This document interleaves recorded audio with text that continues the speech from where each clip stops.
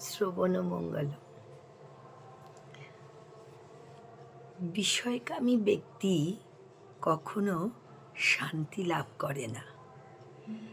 জলরাশি যেমন সদা পরিপূর্ণ ও স্থির সমুদ্রে প্রবেশ করেও তাকে ক্ষোভিত করতে পারে না, কামসমূহ তেমন স্থিতপ্রজ্ঞ ব্যক্তিতে প্রবিষ্ট হয়েও তাকে বিক্ষুব্ধ করতে পারে না।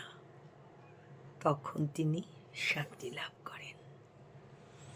যে ব্যক্তি সমস্ত কামনা বাসনা পরিত্যাগ করে জড় বিষয়ের প্রতি নিষ্প্রিয়, নিরহংকার ও মমত্ববোধ রহিত হয়ে বিষয় স্বীকার করেন, তিনি শান্তি লাভ করেন।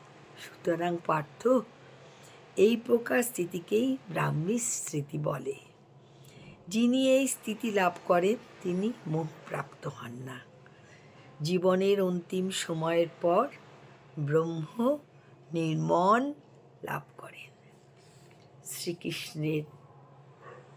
ভগবান শ্রীকৃষ্ণের এই কথাগুলো আমরা যেন মনে প্রাণে স্মরণ করি। জয় শ্রীকৃষ্ণ।